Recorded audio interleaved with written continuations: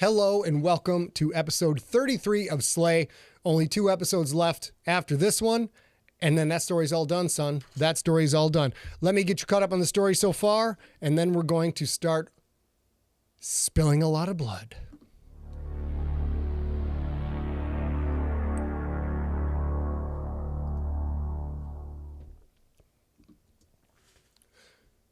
Billy, Magda, Ariella, and Dragon are at the Old Stone Church, under assault from Butch and the Rolling Outlaws. Billy and Butch fought one-on-one. Billy broke Butch's knee, but his celebration was short-lived. Money Monday handed Billy a beatdown and left him a limp mess atop the now 15-foot-long dragon, who has been bound up in a ball by meshwork net provided to Butch by Boss Hawg. Magda did some damage to Balake and to Money Monday, but she collapsed in fear brought on by memories of her fight with Vestinian and the Umatakan. Ariella used her limited magic to drag Magda into the nave and shut the door. Ariella used her limited magic to drag Magda into the nave and shut the doors tight, leaving men to try and shoulder their way through. Across town, the club kids and Dante's Miami thugs are battling it out at Callista's club. Callista hurt Oleus Oakbeard, but she was knocked silly by Boss Hawg. She's down, with only Gary Sater to protect her against Dante's forces. But Lincoln and Bobby are about to enter the fray. And now, episode 33 of Slay.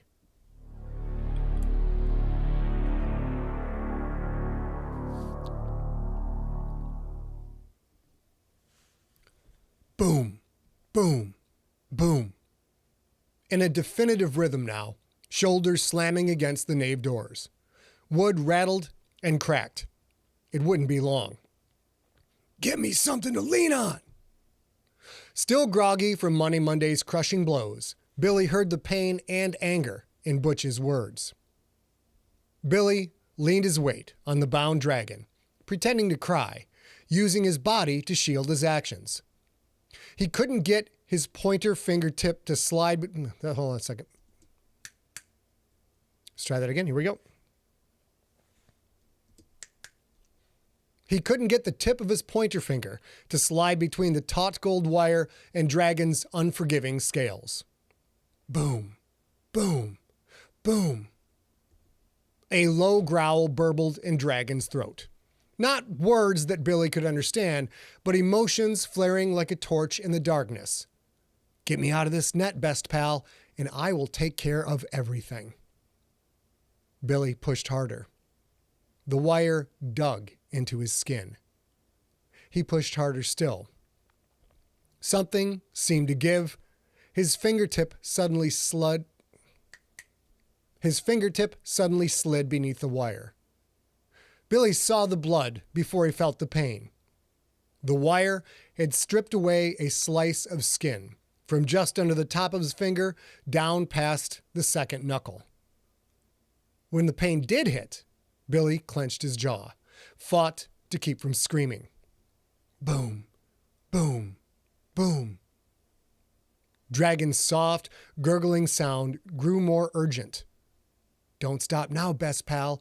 You gotta keep going. Billy hooked his finger under the wire. His blood spilled, running between the scales in a zigzag course down Dragon's body. The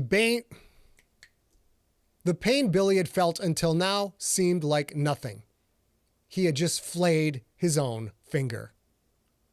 Billy pulled, grunting softly against the agony. The wire wouldn't budge. He had to focus. He blinked away the tears, and he pulled harder. He pulled against the wire until he felt like it would slice off his own finger. Boom, boom, boom. The fibers, the threads.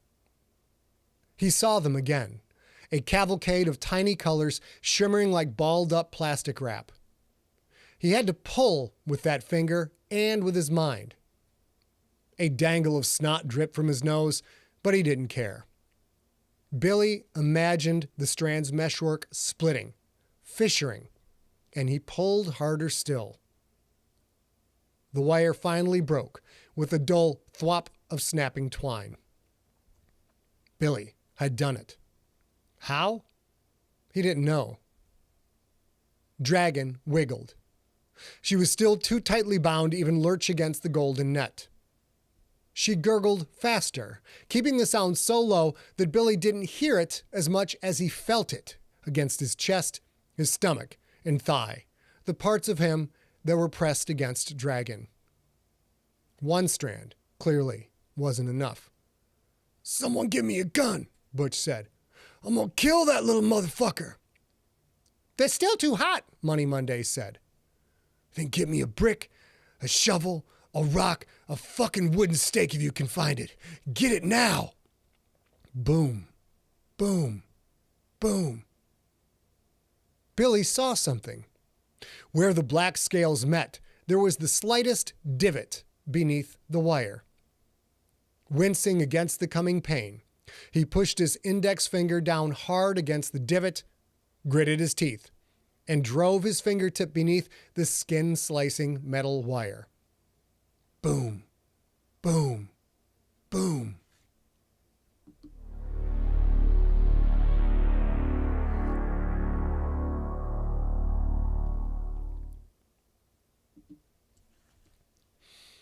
Subwoofers shook the floor, made everything vibrate in a fast tempo rhythm. The synth-heavy track sounded like two demons grudge-fucking a lawnmower. A kaleidoscope of color pulsed and coursed across the sprawling club, along the velvet-roped booths and the black walls, blazed up from a dance floor streaked with the blood of the wounded, the dead, and the dying. The staccato lights made battling club kids and Miami toughs look like comical fighters in a stop-action movie. Bobby waded into the battle like a snowplow. A snowplow with an axe. A powerful swing chopped through both legs of a Miami thug, severing them at the thigh. The man dropped, blood spurting, and made a noise that was half a cry of pain and half a grunt of, "This can't be happening." Left hand dangling limp and useless, Lincoln followed in the Minotaur's wake. A thug straddled a club kid, his hands around her throat, her feet kicking, her fingers stretching toward a dagger that was just out of reach. One well-placed mid-back shot with Bastard Maker split the man's spine. He slid off her, his legs now little more than unresponsive baggage. The blow probably would have killed him, but the club kid made sure. She grabbed up her dagger and drove it into the thug's throat. Bullets skipped off Lincoln's armor. A close-range shotgun blast. Bobby's grunt of pain, then a truncated scream of terror as the Minotaur reached out, grabbed the shooter's head, and crushed his skull like a watermelon. "Lincoln Franks!" Hawg's voice, augmented by minor threadwork of some kind, loud enough to be heard over the near-deafening dance music.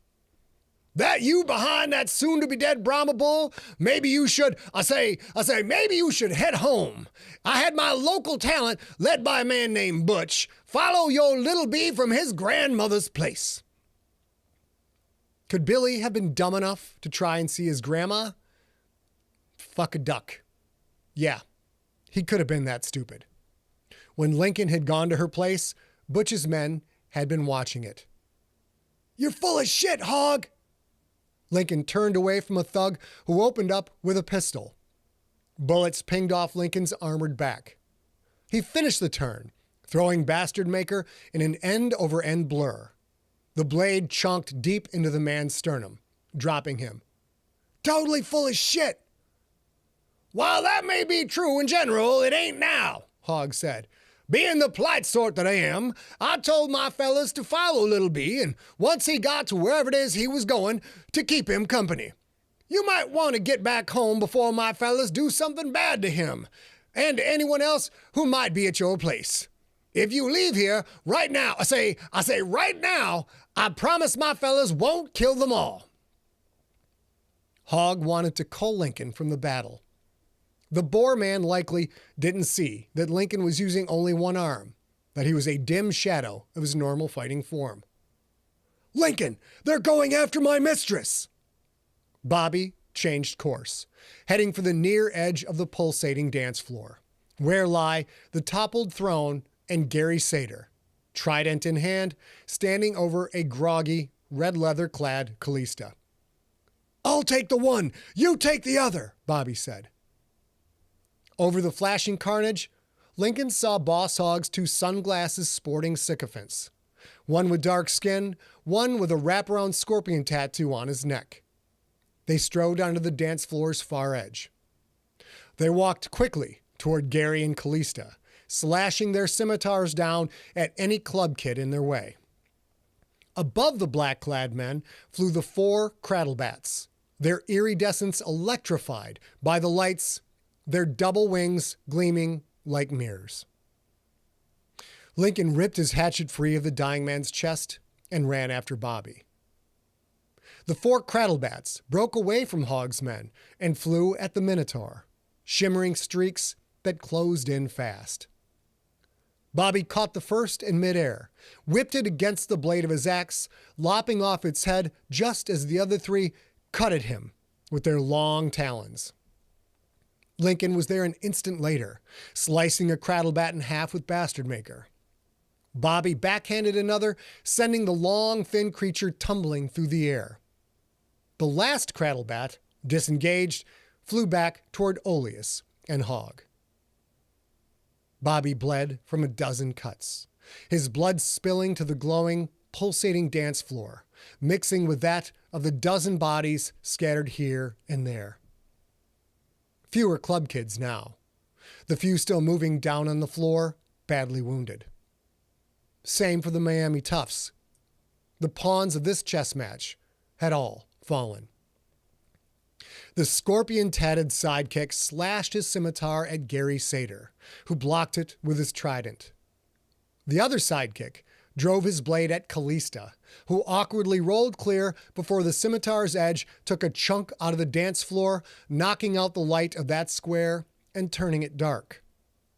She wasn't fully recovered from Hogg's meshwork grenade and wouldn't last long in close quarters fighting. She got to her feet, fumbled with her sword hilt, trying to pull the weapon from its red patent leather scabbard. Roaring in fury and leaving a trail of his own blood in his wake, Bobby rushed at the man attacking his mistress. The man had no choice but to turn and face the muscled Minotaur, who blocked a scimitar swipe with his golden axe. The tatted sidekick again slashed at Gary, driving the goat-legged satyr backward off the dance floor. Gary's cloven feet caught against a prone club kid. Gary stumbled, tried to gain his balance. Then the scimitar's razor-sharp tip slashed across his chest, slicing white toga and white fur alike to spill red blood across both. Gary fell back, landed on his furry goat butt. The sidekick stepped closer, raised his weapon to finish the job. Lincoln, again, let Bastard Maker fly. The ancient hatchet whizzed through the air. Whatever armor the man possessed, it was no match for the ancient hatchet's meshwork edge. The scimitar, a severed hand still gripping the handle, spun away into the darkness. The man stared at the blood-spilling stump where his hand had once been. Gary lurched to one knee and thrust his trident forward. All 3 points drove into the man's abdomen and out his back, crunching through unseen armor with a sound like biting into 100 Tootsie Pops all at once. Meshwork armor meet better meshwork trident. The man doubled over, fell to his side, thudded against the pulsating dance floor. Gary lasted only a second longer. His hands clutched at a slash wound too long for them to cover, and he, too, fell to his side. Lincoln saw Bobby staggering backward under the metal-flashing assault of the other sidekick. This guy was good, fast, strong, and efficient. Bobby bled from the half-dozen cuts left by the cradlebats. Blood loss added up, even for the enlightened. Enough of this shit. Lincoln drew his Kel-Tec pistol from his cloak. He stepped toward the sidekick, fired 3 shots into the man's back at point-blank range. As Lincoln had suspected, the bullets didn't penetrate. The man pivoted and spun, whipping his scimitar in a wide forehand arc as he did. Lincoln casually stepped inside the cutting edge's range, getting close enough to kiss. Just as the man's sword arm thudded harmlessly against Lincoln's ribs, Lincoln jammed the Kel-Tec's barrel into the man's eye and pulled the trigger 3 times. One of the rounds must have bounced off the inside of the man's skull because the bridge of his nose popped open, sending blood and brains flying. Lincoln flinched as a wet glob splattered against his left eye. The sidekick crumpled, his blood flowing freely across the flashing dance floor to mingle with all the rest. I say, I think 1 bullet would have done the trick, Franks. Lincoln turned, looked across the dance floor, and the body strewn upon it, there stood white-suited, boar-headed, white-hatted Boss Hawg. Dante, the tracksuit-wearing goblin, and Oleus Oakbeard, that looked much recovered, with the last craddlebat now perched on his shoulder. What can I say, Piggly Wiggly? Lincoln wiped gore from his face, flung it aside. I've always been an overachiever.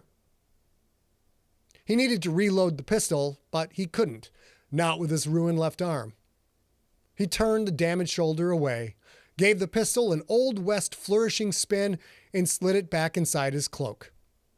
Hopefully, a bit of showmanship would hide the crippled arm for a few moments more. And holy fuck, did that arm hurt. Last chance, Franks! Hogg pulled his cell phone from his jacket pocket. If you don't get home quick, your friends will die there, and you'll die here. Mr. Oakbeard, would you mind narrowing your dampening field enough for me to make a quick phone call? You might have gone a little over, a little over the top.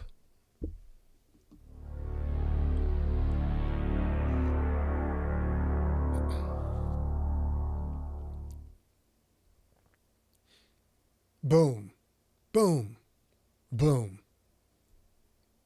Magda Magdalene was in her favorite spot on the couch, but she was facing the wrong way. Instead of kicking back with a blunt and a bottle and watching the big screen, she had her knees on the cushions and her hands on the backrest. She faced the nave doors, which shuddered to the rhythm of strong men. Magda, Ariella said, if you have anything left in the tank, now's the time to use it. Ariella had far more steel in her than Magda had ever suspected. Her saving Lincoln from Callista was one thing, because Magda had heard about it secondhand, had known the story only from a distance. This was different. Side by side with the woman, Magda saw firsthand Ariella's cool-in-the-pocket demeanor. Not overconfidence or arrogance, but rather accepting her fear and leaning into the battle anyway.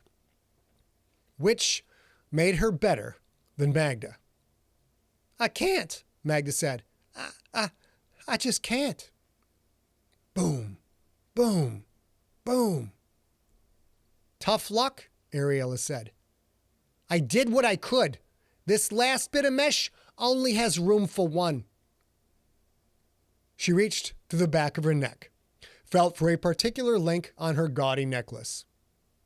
Ariella turned transparent, then slid through the floor like a ghost.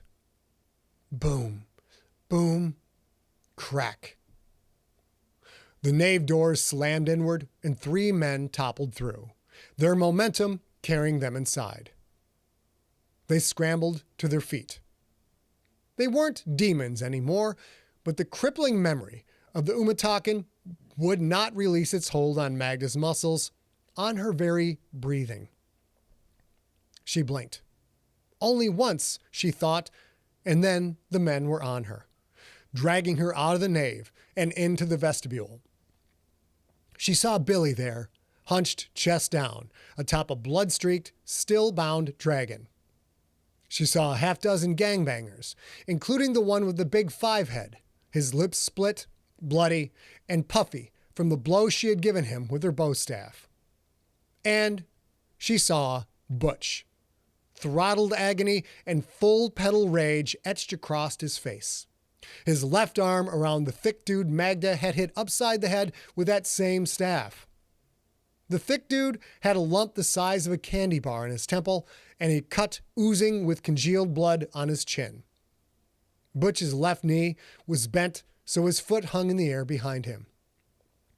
"It's that kung fu bitch," Butch said. "Where's the other one?" "Don't know," said one of the men holding Magda. "We didn't see her." Butch grimaced as a burst of pain tore through his body. "Find her," he said. "Balaki, stay on the kung fu bitch. If she moves, poke out her eye." The 3 men scurried back into the nave, leaving Magda on the tile floor. The one with the big forehead walked to Magda, knelt, head up. The one with the big forehead walked to Magda, knelt, held up one thumb. "I don't want to get agu on my skin," he said, his teeth missing, his lisp pronounced. "You stay still, and neither one of us got to deal with it." As far as offers went, that one was hard to pass up. She heard an odd sound, like a loosed bowstring, but far quieter. A kind of thwop sound. She looked at Dragon, the source of the noise. Billy was still hunched atop Dragon's body, but not pressed fully against it. There was the smallest amount of space between the serpentine form and Billy's chest. In that space, Billy quietly wiggled the ring finger of a spasming hand under a taut golden wire. The blood on the black scales.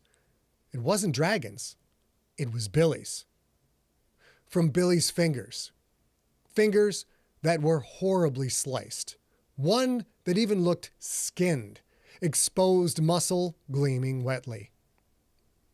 And his wounds weren't limited to just his flesh. Aura floated from his cuts in a thinning tangerine mist. So much of it. How could he have that much latent energy inside of him? Was that how he had gotten through the front door seal spell? His fingers hooked and pulled. Magda saw the golden wire rise up from Dragon's red-smeared black scales, saw the threads within the wire vibrating like 1,000 minuscule guitar strings that had just been plucked. That meshwork. It looked top of the line, way above Magda's pay grade, and exponentially beyond what little training she had communicated to Billy. The kid was a natural. More than that, the kid was a prodigy. Throop, the wire snapped. Billy dug his bloody finger under another. A cell phone rang. Butch hopped lightly on his right foot, adjusting his balance, and pulled a cell phone from his pocket. He looked at the screen, and he answered. "Where the fuck you been?" A pause. "But I want to do 'em now." Another pause. "Yeah, I follow. We found 2 others. We got to wait on them too?" Yet another pause. "I can do that. Hold up, though. I used your ring on a dragon. A dragon, man. It's wrapped up tight. But are you sure that net will hold? Because you didn't tell me nothing about a motherfucking dragon in this motherfucking church." Butch's angry face furrowed. "Man, I don't care who made it, and I don't even know who the fuck Zamunda is. Just tell me the net will hold." Butch listened, nodded. "All right, starting now." He lowered the phone, tapped something on the screen. Then he held it up for Billy to see, even though Billy wasn't looking. On the screen, a timer counted down from 9:51 to 9:50 to 9:49. This here, it's all the time you got left to breathe, little bee, Butch said. Well, you have a little more than that, because I'm going to play it slow. I'm going to savor the moment. I'm going to shoot your friend here many times. And then I'm going to shoot you, Billy, many times. Billy said nothing. Magda heard the faint thwoop of another. Magda heard the faint thwoop of another wire breaking.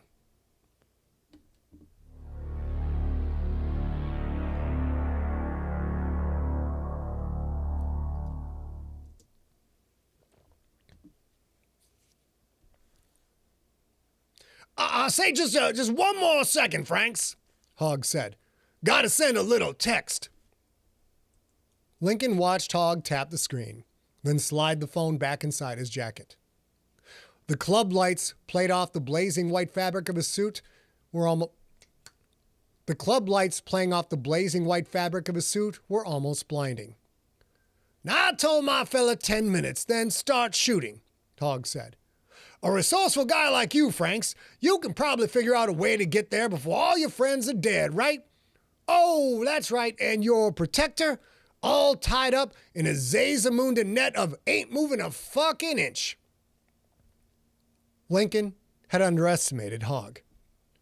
The boar had found a way to get inside Lincoln's head, to try and distract him from the battle at hand. An impressive strategy, and one that was working. He's not going anywhere, you pig fucker! A hulking minotaur shuffled forward to stand next to Lincoln. Rivulets of blood dripped from a dozen gashes, reflecting the non-stop strobe lights. Say your prayers, Rudy Poo, 'cause Lincoln and I are gonna whip your candy ass! Bobby's wide bull nostrils expanded in a defiant snort.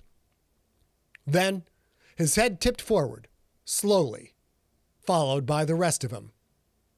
The Minotaur slammed face first against the dance floor like a plummeting drawbridge, breaking the lighted squares beneath him and turning them dark. Yep, blood loss added up, all right. An impressive boast, Dante shouted. Too bad he will not be able to back it up. It's only you now, Lincoln. Yet your reputation as a lethal foe is well earned, and I'd rather not lose any more of my people taking you down. Why don't you just walk the fuck out of here? Callista has lost. Why stay and die for nothing? Why stay? Because while Hawg was good at strategy, Callista was better. If Lincoln left, his son's fate was forever sealed.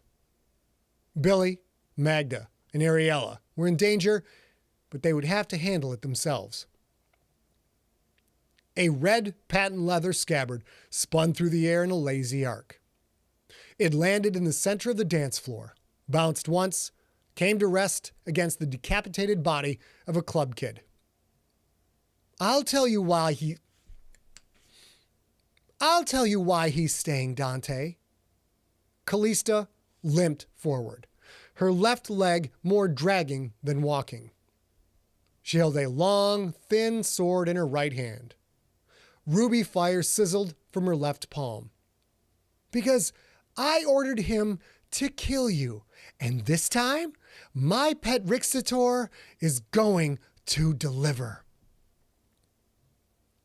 Lincoln glanced around at the bodies on the floor. Gary lay on his side, clutching at his chest, trying and failing to stop the blood flowing from a gash that ran from his right shoulder to just above his left hip. Bobby, lying prone against the dark dance floor squares that framed him like an 8-bit outline. With the club kids down and Mercutio probably still out cold behind the bar, Lincoln Franks was fresh out of allies. Callista's fire.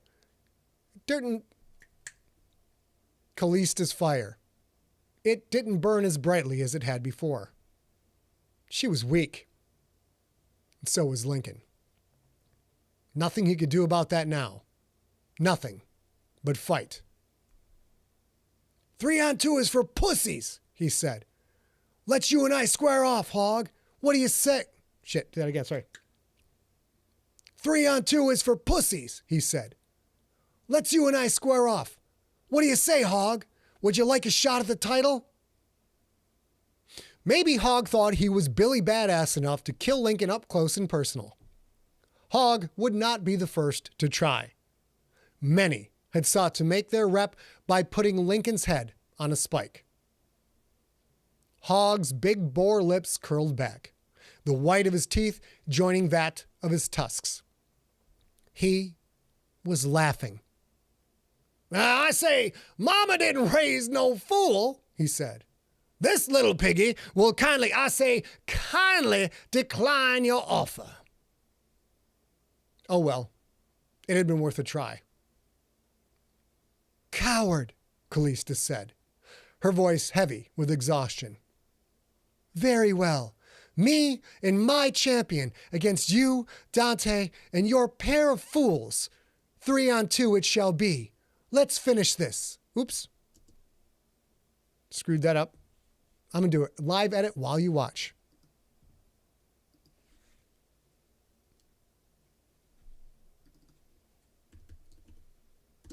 And I'll fix it later. Let's go back.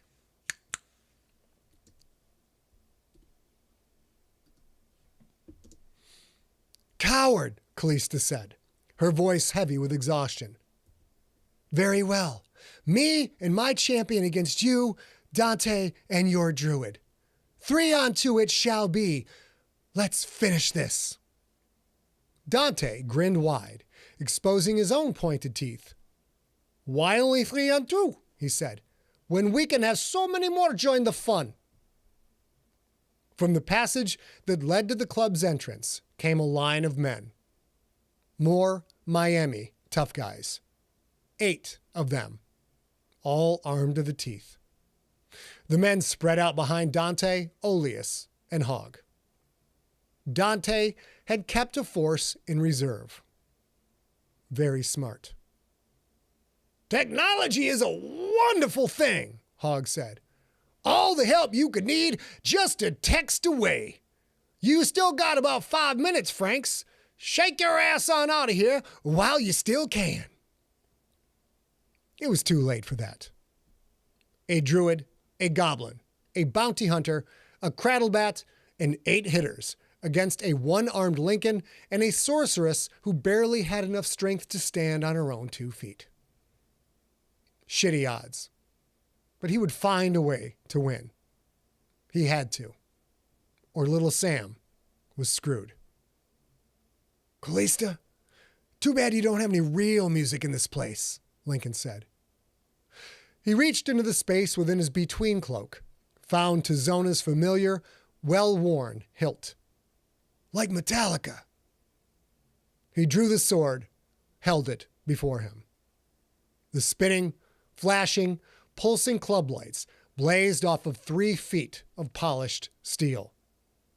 Because it's time to kill 'em all.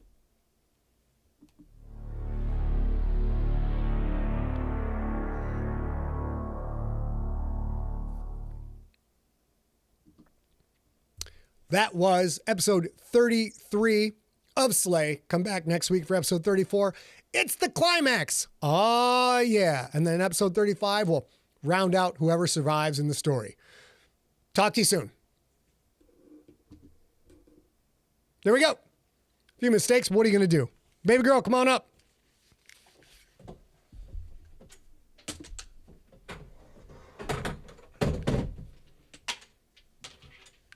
One thing about Slay that I hadn't expected, I've got to watch a lot more Foghorn Leghorn than I thought I would in my adult life. What's up, Rob Tinnerella? What's going on?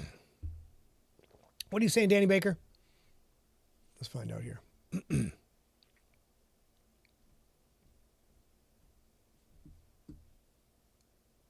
All right. Jude's in the house. Jude, you got home safe. That's very nice to hear. Z3 Pro Pixels. I don't know if I'm saying that right. I just have a hard time reading people's handles on the screen, see what the fuck they're talking about. All right, everybody, let's get rid of that. And we have about 20 minutes left. A is on her way up here. And we got a couple of brief things to cover, but it's largely the only story today. That's all I got for you. Next week is a bonkers episode. It's very bonkers. Been looking forward to a long time. And let me walk through the process of what happens with Slay after this. Hey, Eric. Let me bring the chat over here so I can see it till A gets up here. Eric Fish in the house. What's up? So I write next week's episode Friday. And then I might go ahead and take some time on the weekend and just write both 34 and 35 and just be done with it. Once 34 and 35 are finished, 34, 35 go to Rob for review, Rob Otto for review to make sure we're getting in all the things we're seeding for the rest of the series. And then when it's done, Rob will do a full-length read-through, looking for all those story elements that we want to thread in, looking for continuity things, although that's not really his primary job. He's really a story guy. Oh, ladies and gentlemen, look who's here.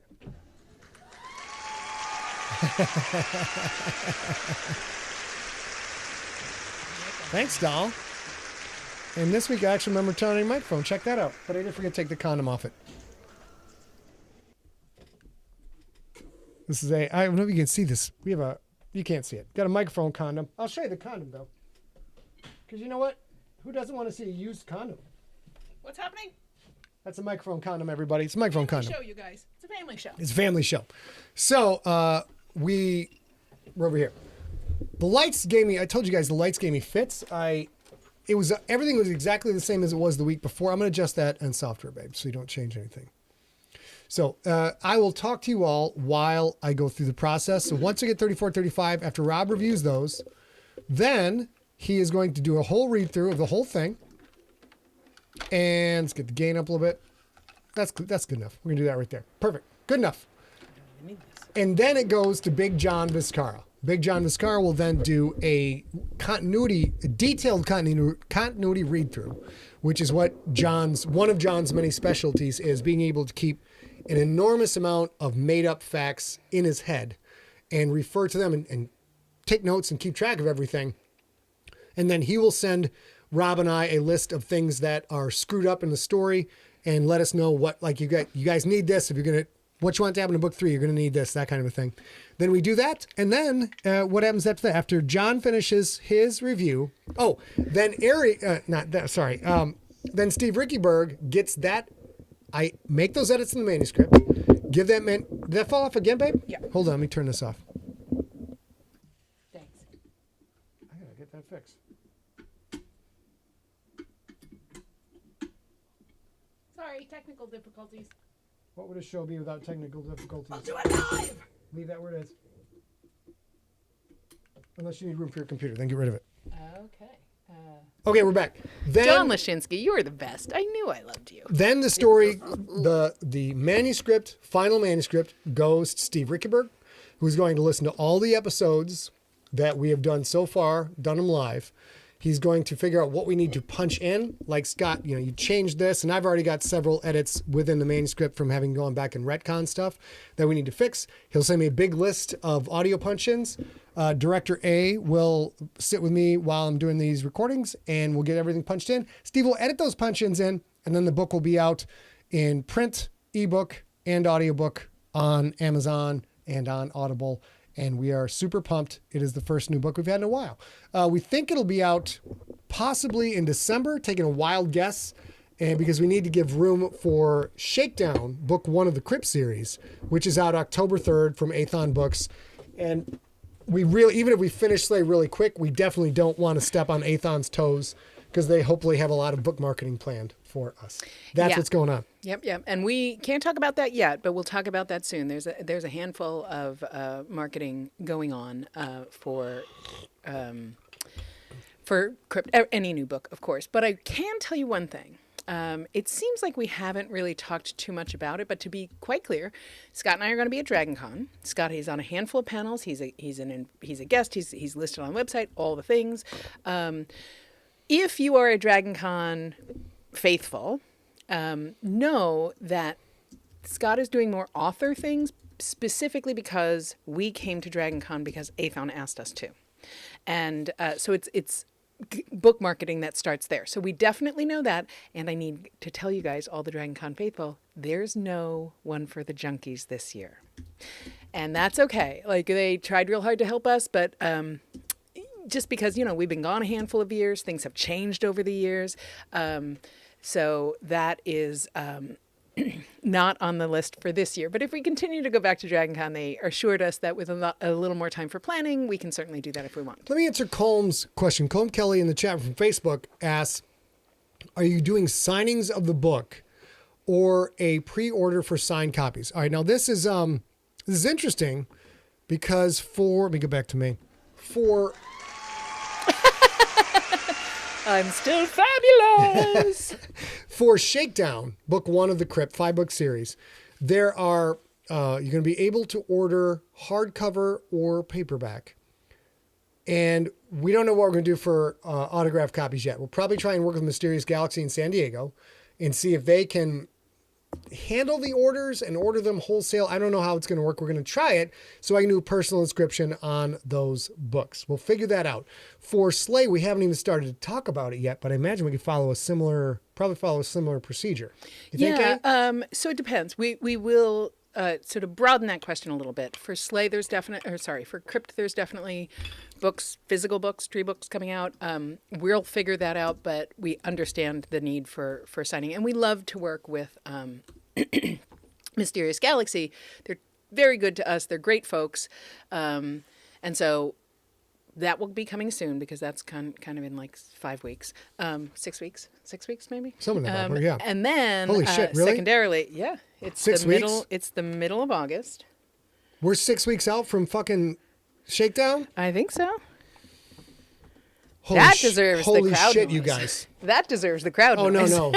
The crowd noise is a bumper Let's for see, you and you 1, only. 2, Fuck you guys. 3, 4, 5, 6. It's 6.5 weeks. We're Now, 6.5 weeks. Athon is not trying to bum rush the charts. It's not part of their strategy at all. Right. Specifically. So while you guys can order the book now if you want to, pre-order it in Kindle, I would rather you didn't. I'd rather you wait.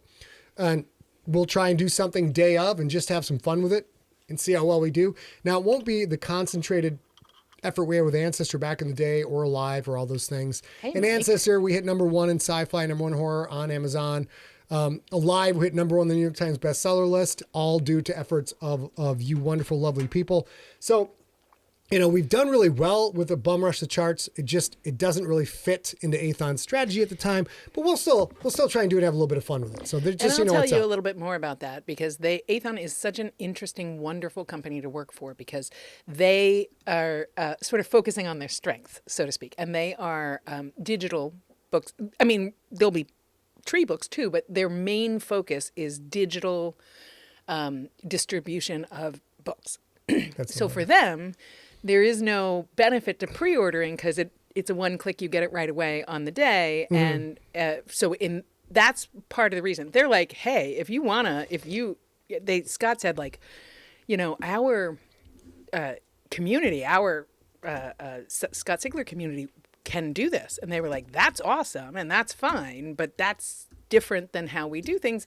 So we would love to have your fans order if you want to, but also, it would be fine to do it on the day because it's mostly digital distribution. Now, obviously, we're going to have information about the book, the physical book, and that's a little bit different because ordering that a little bit early will also help us manage signing and stuff like that if you're going to order it from Mysterious Galaxy. But if you were already thinking of buying the audiobook or narrated by Ray Porter or the ebook, just wait until October 3rd and do it that day. That is...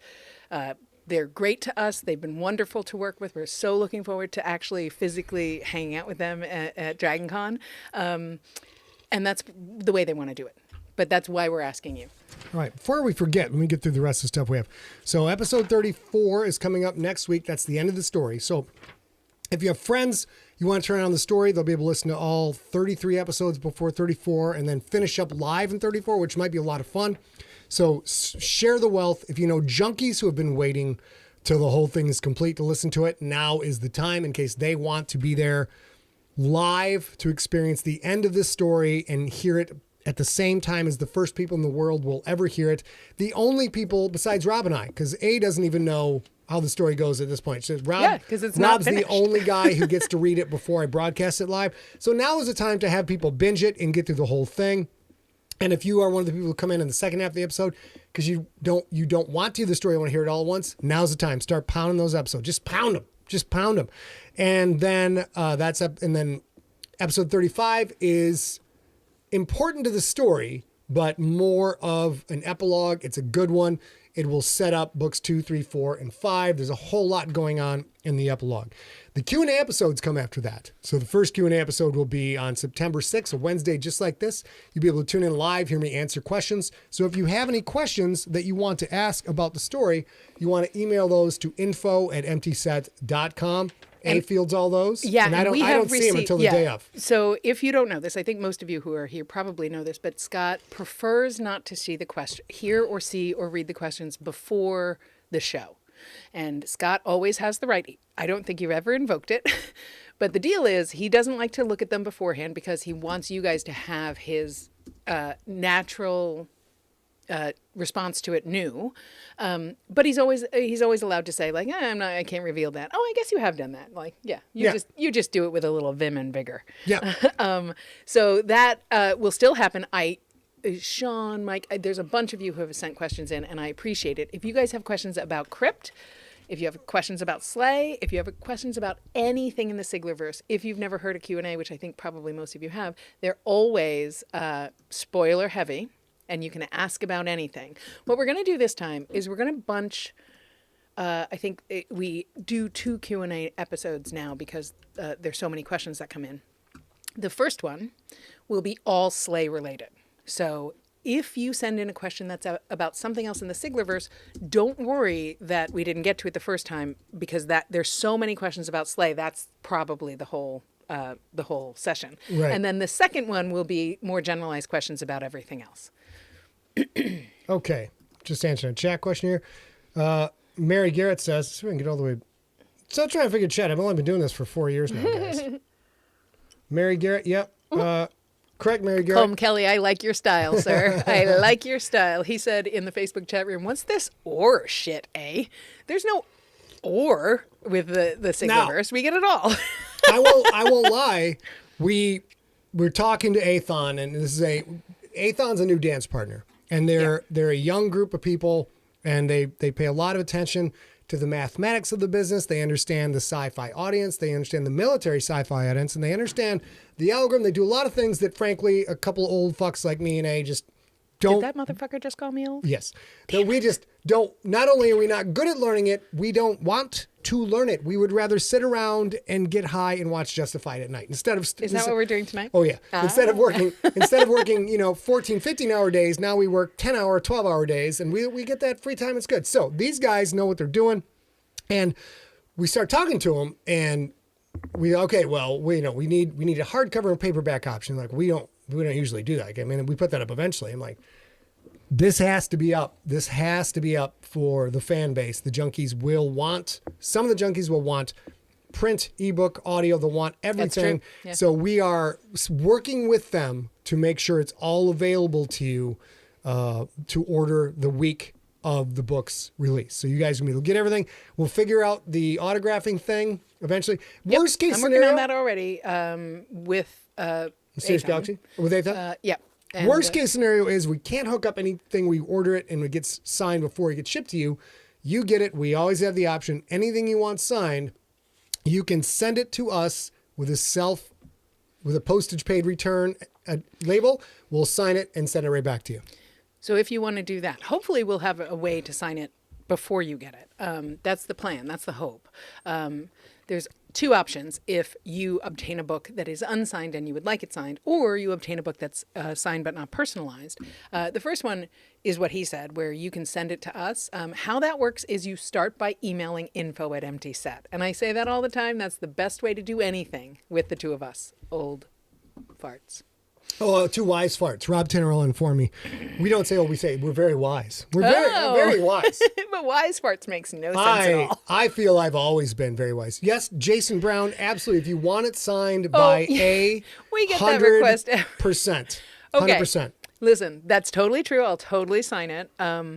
I will tell you that this book belongs to Scott, and then Slay belongs to Scott and Rob. I'm perfectly happy to sign it. I know I did some work to support it, but what I will say is when you're thinking about Slay, we'll have to figure it out if we can get Rob to sign it too. I don't know if we can do that. That might have to be a special trip or something.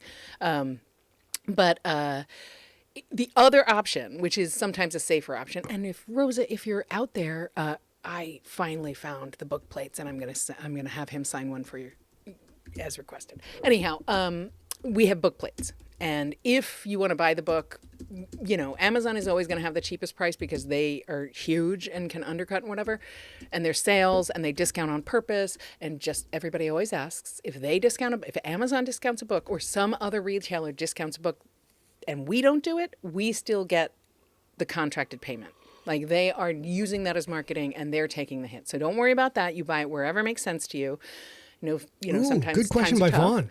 Vaughn Lowe asks, will the dog sign it too? Yes, we have ink pads. If you specifically request it, we will.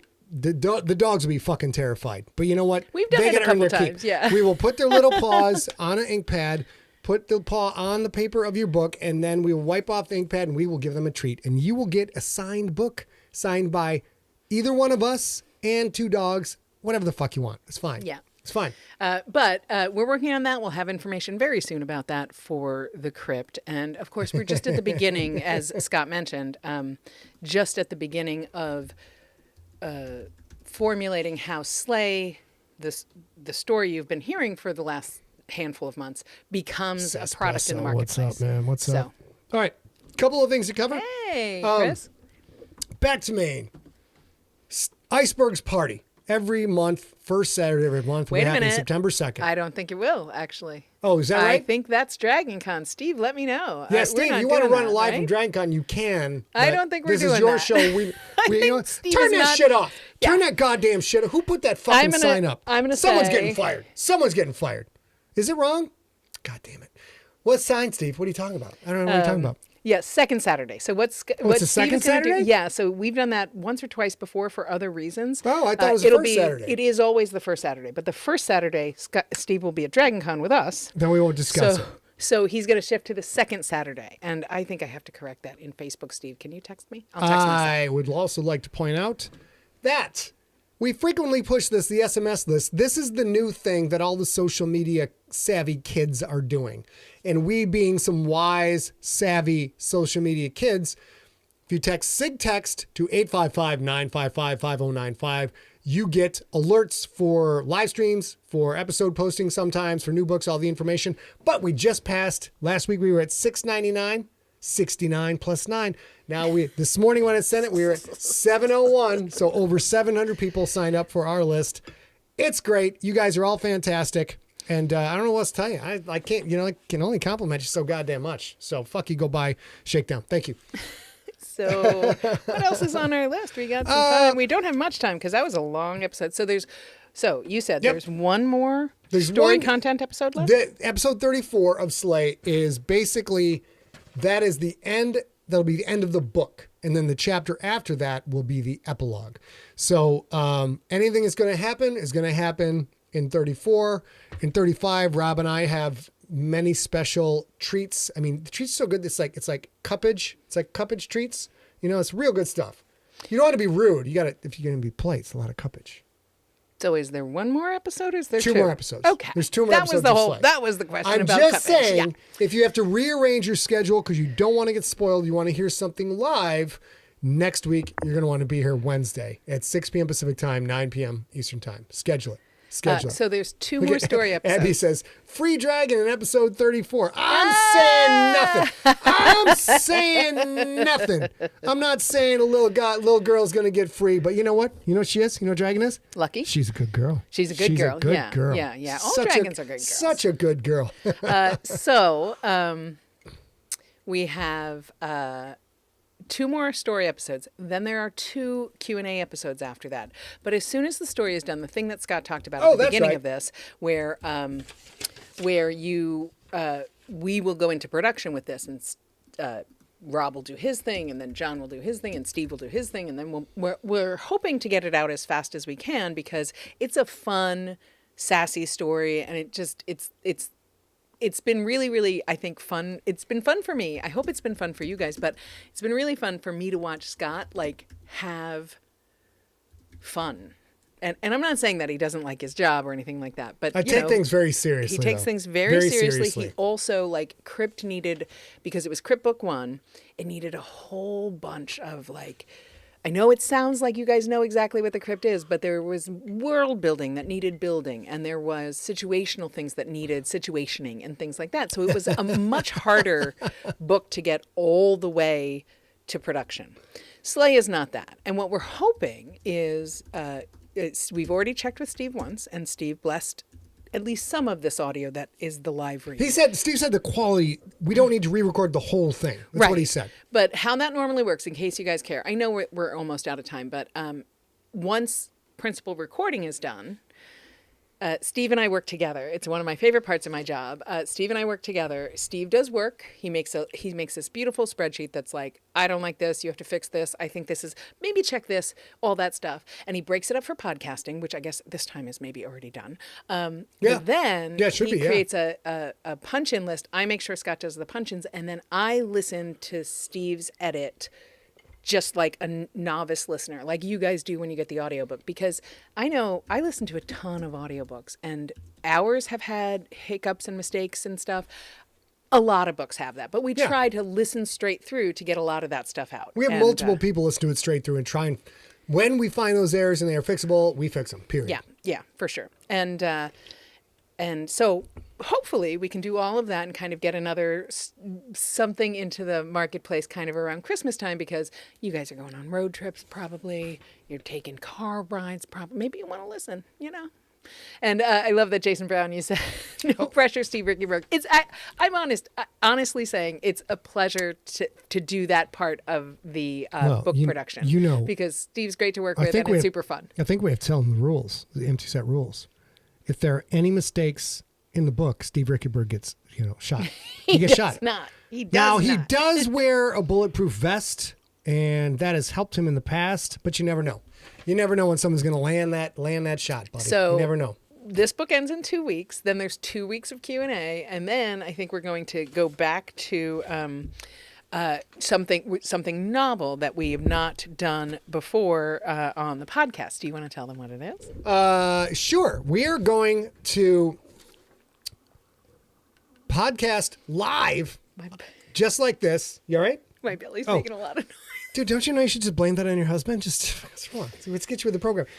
We are going to read live, both me and A, depending on the story, depending on the week. We're going to read live short stories that have never been podcast ever before. I got a whole backlog of them. Last time we podcast short stories, I wrote those stories in like 2014, 2015. Yep. So we have 2 collections worth. We've got Death is Black and Rod is Green in the color collection with 8 or 9 stories each, and some of them are 4 or 5 episodes each. So we have a whole bunch of short stories to read to you. My wife with this incredible voice, and if she had nothing else going for her, and she has an enormous amount going for her, an enormous amount, but I just can do this.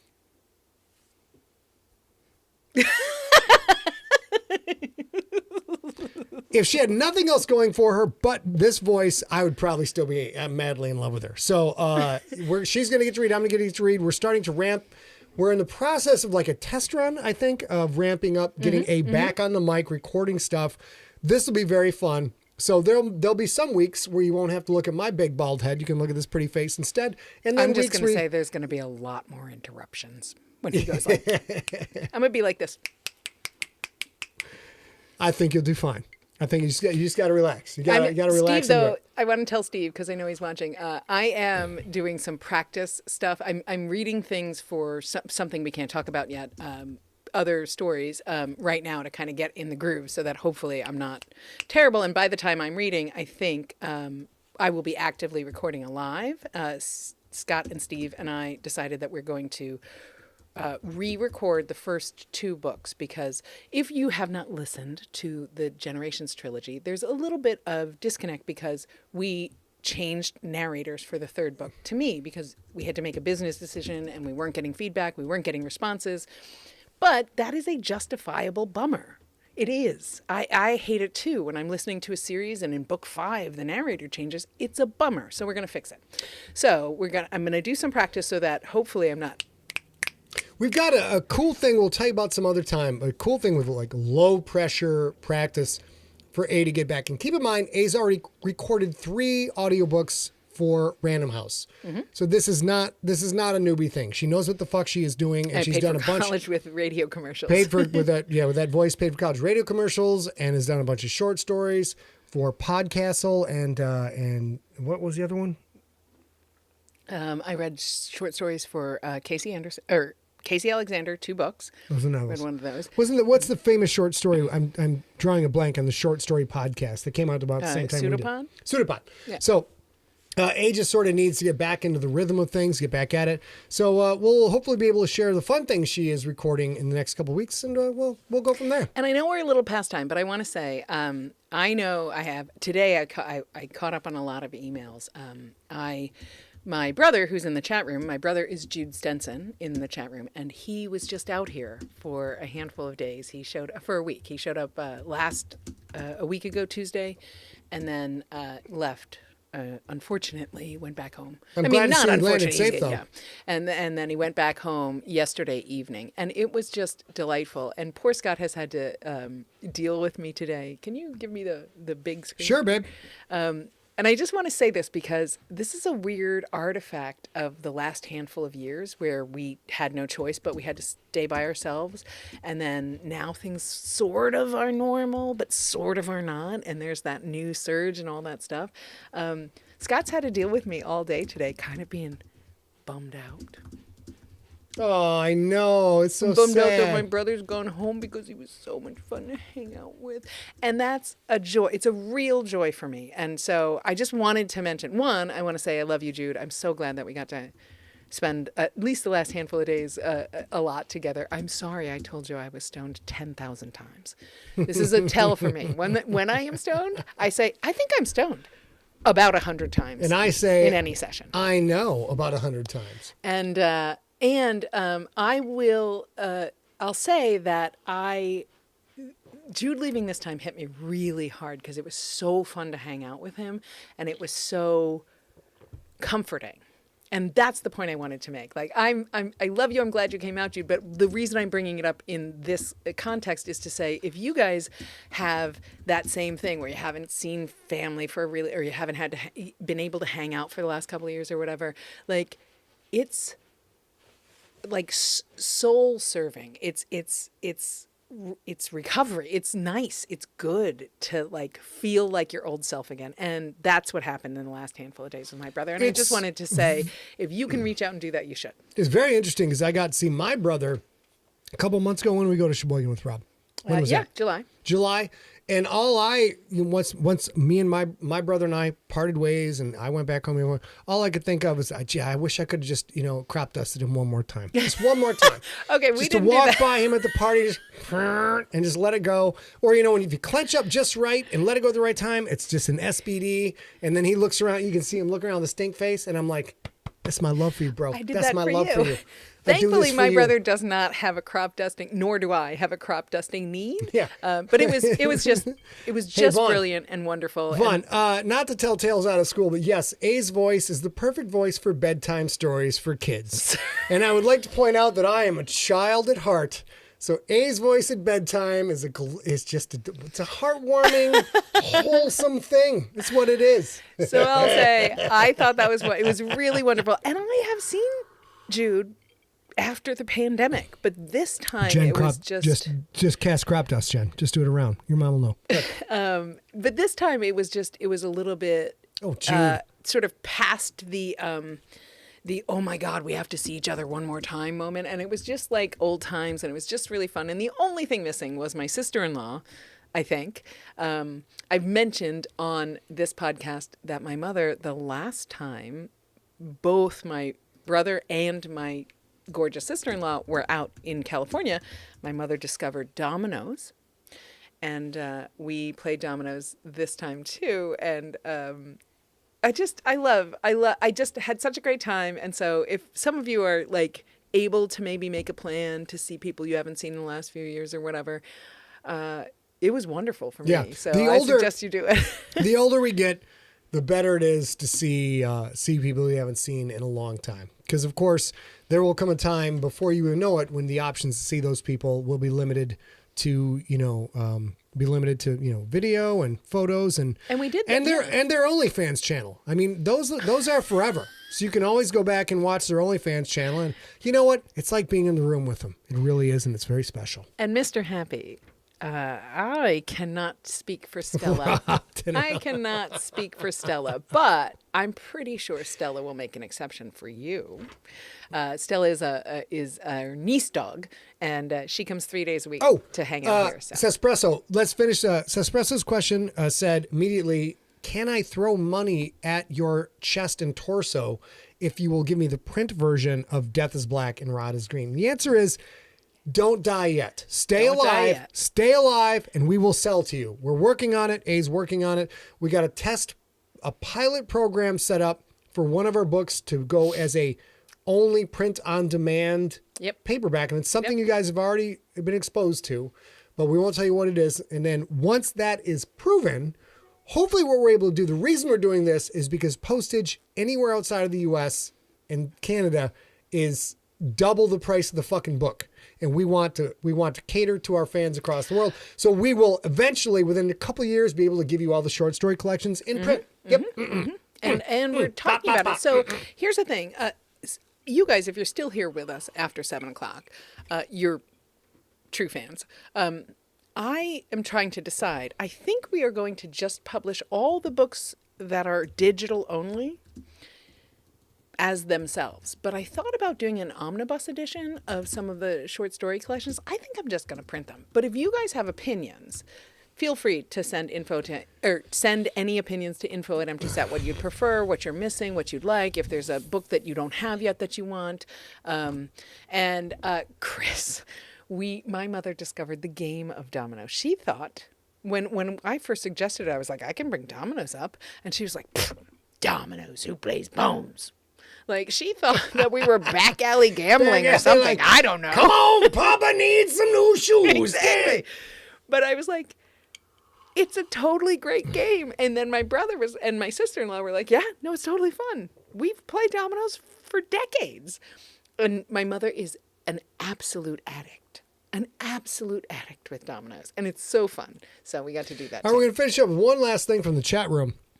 I went to respond to Vaughn, who said family is great as long as you have a buffer zone.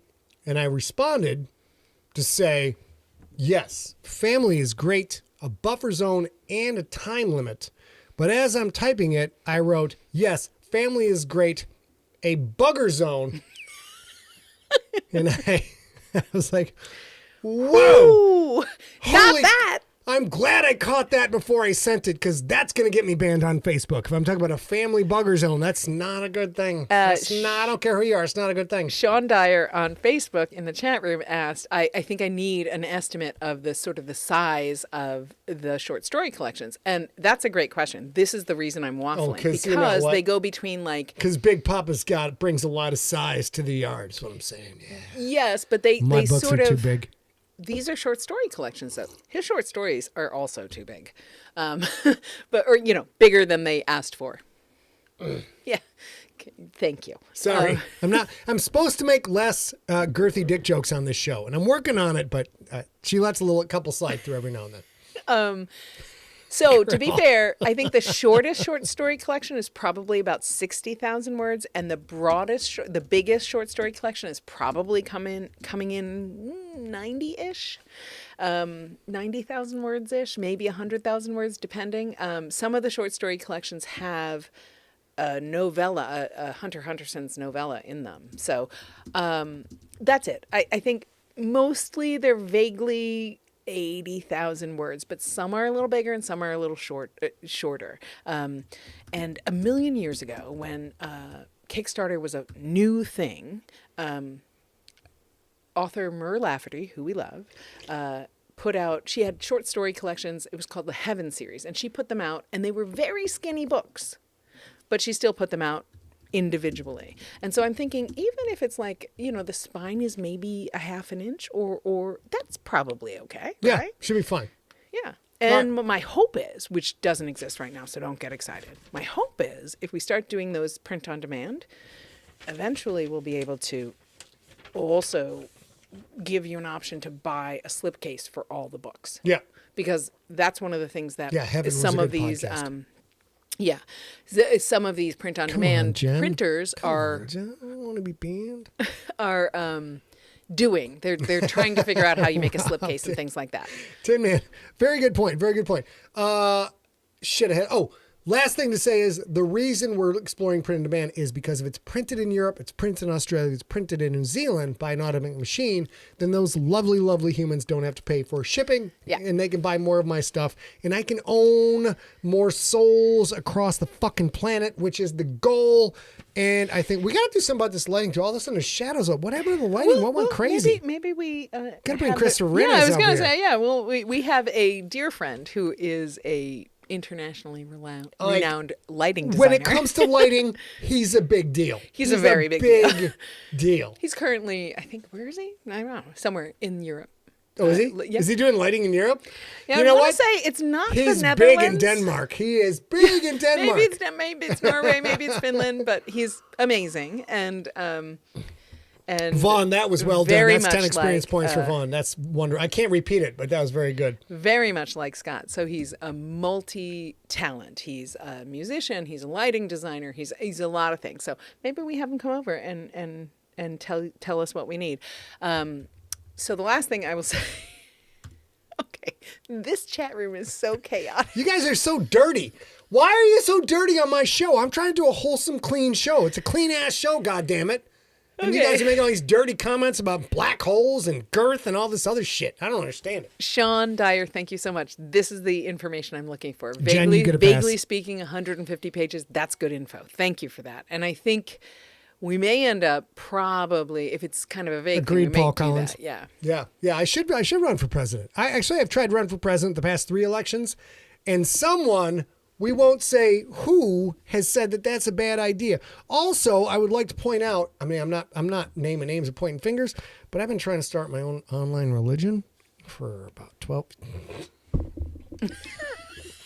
This is the feedback I get from my focus group. You're my focus group. Did you know that? I guess I You and the am. dogs are my focus group. Oh, okay. And however, they vote for everything I want. They do. But you have veto power. All right. He just stands there saying, hey, do you think I should be world president? Holding rawhides. And they say yes. Yeah. I'm going to shoot some video of that tonight just for you guys. We'll show it to you next week. All right, so here's the deal. That is it. We're going to go watch Justified. I am in an insanely good mood because I already know how the story ends. By the way, time out. Quick cheers. Get your drink on. Get your drink on. Cheers to Rob Otto. Oh, If you're still with us. absolutely. Cheers to Rob. Cheers, Otto. Rob Otto. Can't wait for this book to come out with my name on it and Rob's name on it. We're super pumped. And, Rob will probably sell his body to promote the book, which I don't want to do. But, Rob, you're good at that shit. I have Let's a go. lot of cash. Wait a minute. What? Look, my microphone just went limp. She said that a microphone literally went limp before my eyes. My microphone has been cuckolded. What's going on? All right, here we go. You guys are great. We love you guys Love so you much. Thank so you much. so much for hanging out with Yes, us. dude, this is a highlight of our week. Like, we dread it coming up to every show. We're like, oh my God, there's so much work we do before the show. There's so much we got to do. We got to do all this fucking work. And then we get on the show, we're like, oh, it's my party and you're my bitches. That's my song. What were you pointing at, babe? I just want to let you all know, if you are in the northern hemisphere, EG.5, the new COVID variant, is wildly contagious. It's wildly contagious. Pulling a train on humanity, son. I currently have 11 friends I speak to with regularity, 11 who are actively COVID positive right now. Thankfully, it's manageable, but be careful, you guys. Be careful, you guys. Ladies and gentlemen, EG5's OnlyFans page. Pulling a train on humanity, one victim at a time. It's going to be great. And unless you are vaccinated or isolating, you're probably going to be on the show. Oh, shit. Yeah, Christine, it's a lot. It's so strange. I will say, thankfully, most of those people so far, I have one who just tested positive today. Stephen, I love you. Yo, what's up? What's up, buddy? But also, most of those have been God damn it. Did you very miss the fucking podcast? We have so many books coming your way. Go ahead. contagious, but not terribly virulent. So they have been managing their symptoms well. So that's a grace there too. But just keep in mind, something weird happened. I think it might have been Barbie, Oppenheimer, Taylor Swift, and Beyonce in the United States. I don't know.